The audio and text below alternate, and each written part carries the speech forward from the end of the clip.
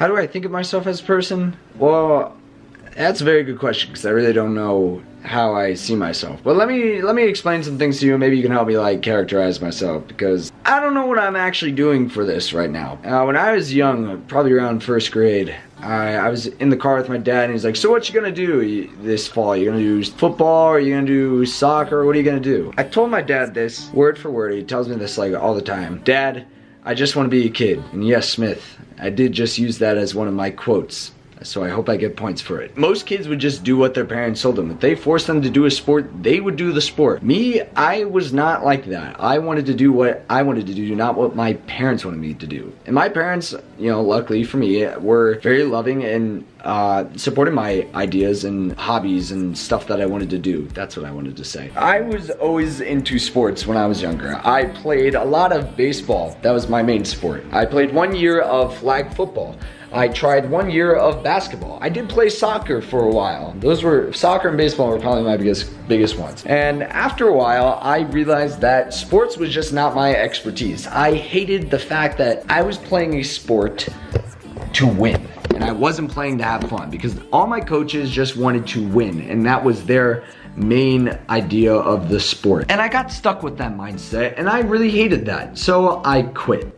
And honestly, that is probably one thing that I always will regret. I was a quitter back then. My heart just wasn't in it a lot, and I just always dreaded going to practice. I never wanted to go.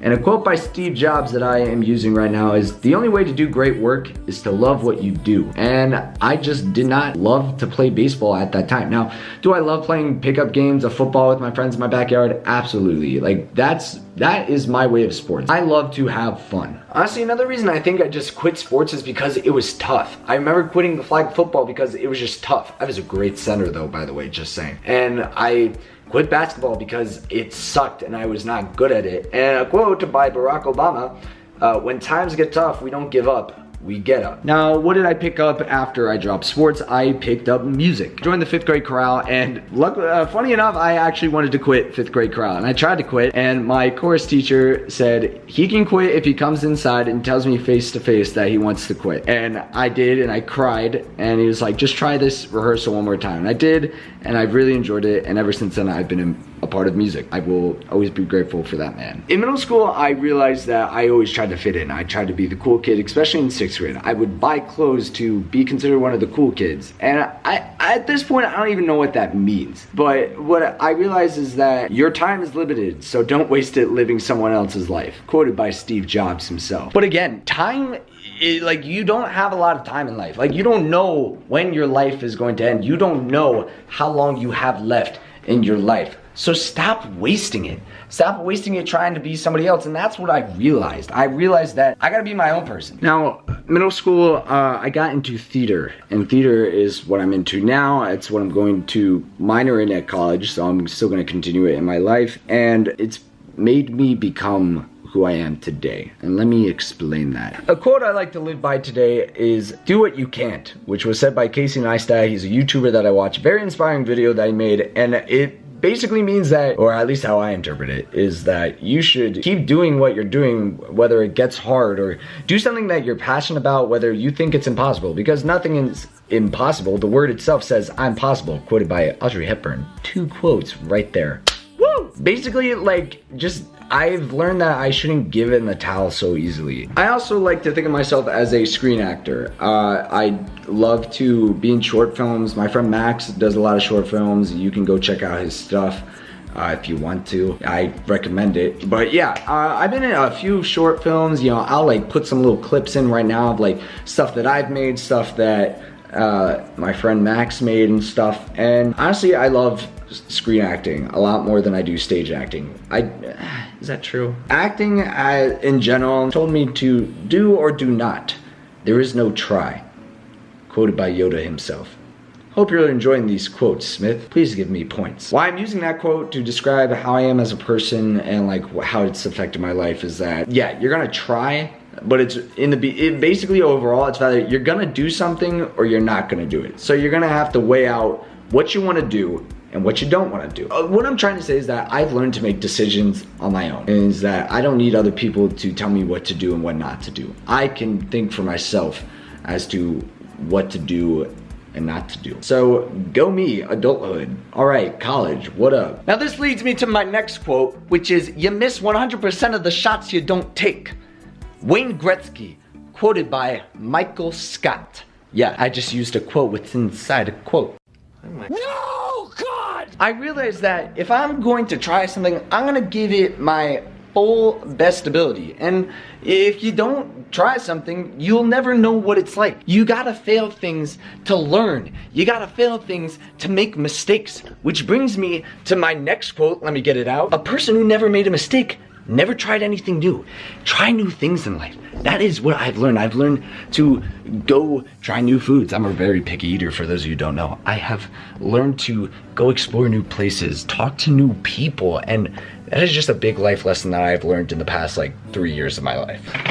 So I just changed my clothes. I took a shower because I felt dirty. So I like to think of myself as a very leadership, quality, possessive person because I get stuff done. I'm always on time. I never procrastinate things.